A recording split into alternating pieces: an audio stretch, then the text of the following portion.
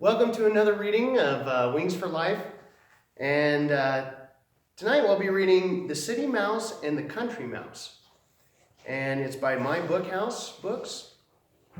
I'd like you to keep in mind of the benefits of working while I read this book. Once upon a time, there was one little mouse who lived in the country, and there was another little mouse who lived in the city. The country mouse was very poor. He lived in a hole in the ground and had to work very hard. But the city mouse was very rich, and he lived in a pantry of a great big city house. Well, one day, the city mouse, all dressed in his best city clothes, came to visit the country mouse in his poor little hole in the field. "Why, my dear friend," said the city mouse, seeing how the country mouse lived, "how very poor you are." "Yes, I suppose I'm poor," said the little country mouse. "I haven't much to offer a friend, but if you make yourself comfortable, I will get you something to eat." So the city mouse lay down lazily while the country mouse went away and worked hard in the fields, digging up roots and wheat stalks. By and by, he came home very tired from his work, but happy and proud of the dinner he was bringing home to his friend.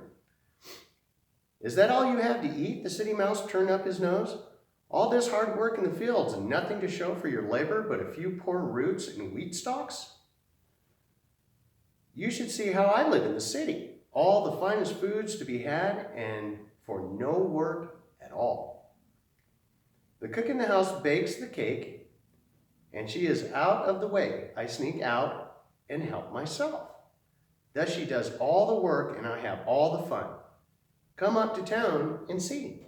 And now the country mouse was very sorry for himself. "I do work hard," he said, "and I get little in return. It must be fine not to work. I'll go up to town with you." So the two mice walked back to town till they came to the grandest home in the country mouse had ever seen, where they scamped into the pantry. "This is like real living," the city mouse very proudly. "Look at those goodies on the shelf. We'll make a meal of that chocolate cake." They were creeping up to the cake when bang, the kitchen door opened and there appeared the face of the cook. "Scat!" she cried as the mouse ran in a panic off to a hole. "We'll have another chance in a moment," the city mouse managed to squeak. But when they crept out again, the cook dashed in and at once chased them with the broom. "Have a little patience, my friend. We'll get what we want in a moment," the city mouse said, breathing hard. So they waited a long, long time till they thought the cook had forgotten them, and then they came out again, very, very hungry now after their long walk to town.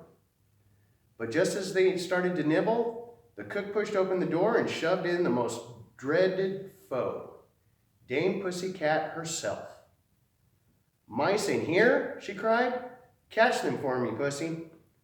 Off scampered the mice in a jiffy, their hearts beating fast with fright, and they crouched in a hole, hungry and terrified. Dame Pussy came and sat down, watching beside their hole, and ready to spring in a moment if they should so much as show the tips of their noses. Then the country mouse said to the city mouse, "Your life of ease, my friend, is not so fine as it sounds. For though you do not work, neither are you certain of eating. I'd far rather work and know that I also shall eat." And off he ran back home by way out of reach of the cat. So what you can take away from this book is knowing how to work and how to take care of all the needs that you have yourself. You ensure that the opportunity of you to excel in life and to continue to eat. So, you guys have a wonderful evening, and we'll see you again at the next reading.